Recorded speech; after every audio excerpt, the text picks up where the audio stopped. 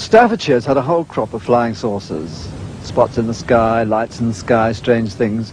But the strangest of all was seen one day over this cottage.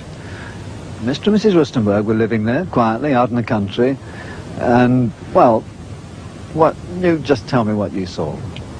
Well, it was one ordinary day. I was waiting for my husband to come home from work, and my two sons went to Seifert to school, and I was getting changed, and I heard this terrific noise. It was just like a giant cauldron of water being poured onto a fire, a shh sort of noise, you know.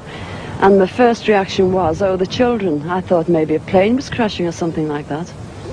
And I slipped my jumper on and went outside to find my two sons lying flat on the ground in the garden in front of the house, shouting, "Mummy, Mummy, there's a flying saucer." Well, naturally, I just said, "Come on, don't be stupid. Come in the house." But felt sort of a strange sensation.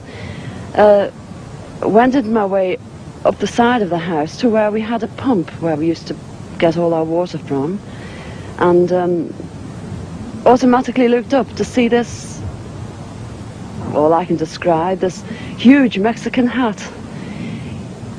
It was stationary, this thing, and it was bright silver in colour, and it had a dome. It was tilted to sort of, I could see the occupants in it. You saw people in it? I saw people in it. There were two people in there. These people were beautiful people. That's the only way I can describe them. They had long golden hair, like a page boy bob, just like the old kings.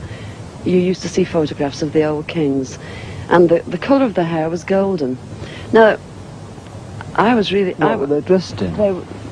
They had a sort of a polo neck jumper affair, like a ski top suit, in pale blue. Now, these people weren't sat behind, one behind the other. They were sat together, but this, whatever it was tilted so that I could see them and they could see me. Were you looking at them through windows, through portholes, or what? No, not portholes. It was just sort of like a cockpit, I suppose, that had this perspex or glass or whatever it was. They could see me anyway, and I could see them. And they had beautiful faces. I shall never forget their faces as long as I live. Their foreheads seemed to be a bit larger than, you know, the bottom of their faces as normal people you would expect to see.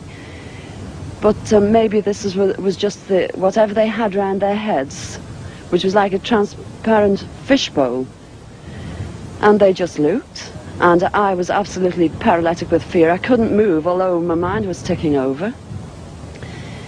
And they looked so sympathetic that I was just mesmerised for what seemed to be, ages, but it could have only been seconds.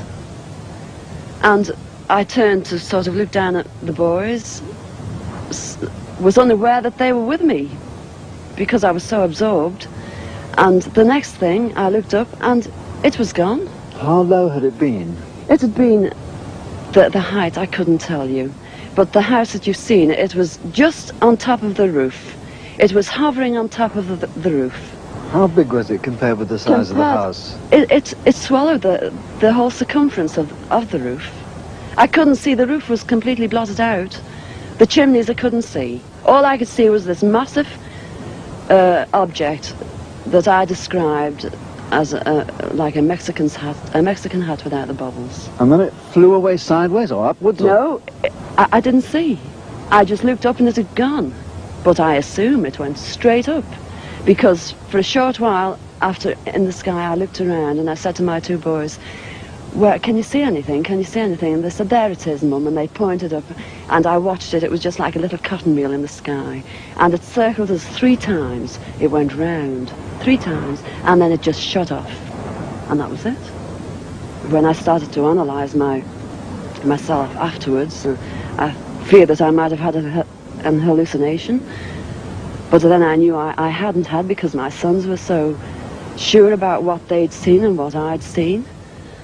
And it went through my mind that it was a secret weapon from Russia, and then I thought, well, it can't be that, because if they had something like that, they wouldn't need to fear anybody or anything.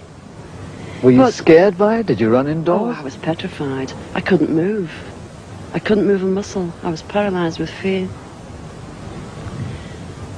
But now I wouldn't be. Because now, when I look back, you know, I think, what an amazing thing to have happened, and for me to have seen it. And when your husband came home, where were you? Well, when my husband came home from the office, I was locked in the house with my children, under a big kitchen table that we were using. Under the table? Under the table, yes. It's funny now when I look back, you know, it sounds absolutely ridiculous, but this is the truth. This happened. And that's it. We were ridiculed. It was very embarrassing at the time, and people, they possibly thought, oh, she's a nutter. But, you know, who cares?